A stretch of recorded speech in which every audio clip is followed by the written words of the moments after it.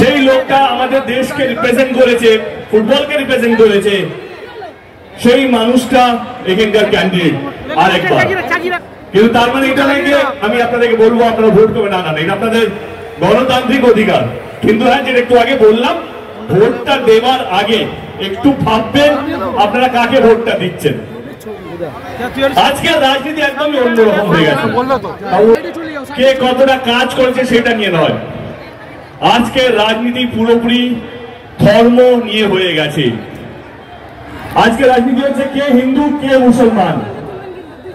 আজকের রাজনীতি হচ্ছে আমরা মন্দির করেছি আমাদেরকে ভোটটা দিন। আজকের রাজনীতি হচ্ছে আমরা মসজিদ। না না না না, কিন্তু বিশ্বাস করে এই নির্বাচনটা এটার জন্য নয়। যে কোনো ইলেকশন আমাদের দেশে, সে লোকসভা হোক, বিধানসভা হোক, পঞ্চায়েত হোক, কর্পোরেশন হোক বা মিউনিসিপ্যালিটি, একই জিনিস।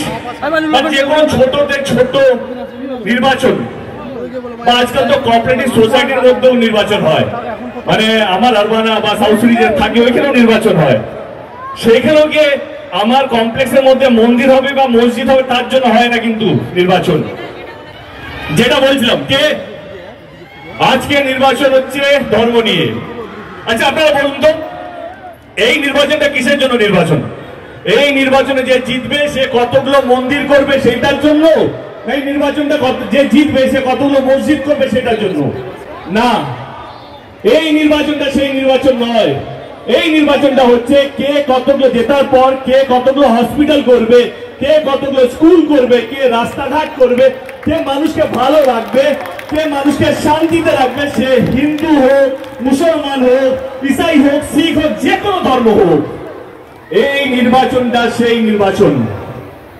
তাদের কথা আপনাদের সামনে রাখবো। তারপর আপনারা ডিসাইড করবেন রাত্রে বাড়িতে গিয়ে কোন দলটা মানুষকে ভালো রাখার রাজনীতি করে আর কোন দলটা শুধু ধর্মকে এগিয়ে রাখে তার রাজনীতি করে। গরিব আমাদের সোসাইটির মধ্যে তাদের বাচ্চারা ডাক্তার হতে পারে, সেই দায়িত্বটা আমাদের সরকার নিয়েছে, অন্য কোথাও নয়, হাওড়া ডিস্ট্রিক্টে নিয়েছে। তাহলে ভোটটা কাকে যাওয়া উচিত? 9টার থেকে বেশি এসএনএস2 হসপিটাল করা হয়েছে। যে বাচ্চাগুলো জন্মানোর পর সেন্সিটিভ হয়ে যায়, একটু শরীর খারাপ হয়ে যায়, তাদের জন্য 9টা ইমিডিয়েট স্পেশাল ইউনিট করা হয়েছে। একটি mother and child care unit করা হয়েছে।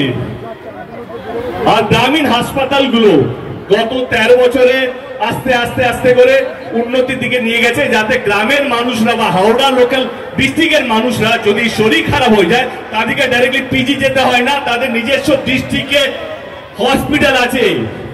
কাজও করেছে, এটা দারুণ ব্যাপার। আরো জোরে হাততালি দিতে হবে। জয় বাংলা, জয় বাংলা। মমতা ব্যানার্জি, অভিষেক ব্যানার্জি। আর এই যে ভদ্রলোক দাঁড়িয়ে আছে, রাগ করবেন না, উত্তম কুমারকে দেখেছিলাম, তারপর দেব আর কেউ না আমার কাছে কেউ না। আমি আগেও বলেছি, উত্তম কুমারকে দেখেছিলাম আর দেবকে দেখছি। দেবের চেয়ে ভালো লোক কেউ নেই, এরকম ভালো মানুষ কোথায় পাবে? এত ভদ্র সভ্য জয় আতারিও কোথা থেকে আসছে? ও নিজের ইলেকশন করেছে, সেখান থেকে ভালোবাসে। আর আমাকে ভীষণ ভালোবাসে, সবসময় ভালোবাসে। নিজে আরেকবার জয় বাংলা, জয় বাংলা। এবং ওর সম্বন্ধে দুটো কথা বলে আমি শেষ করে দেবো। যে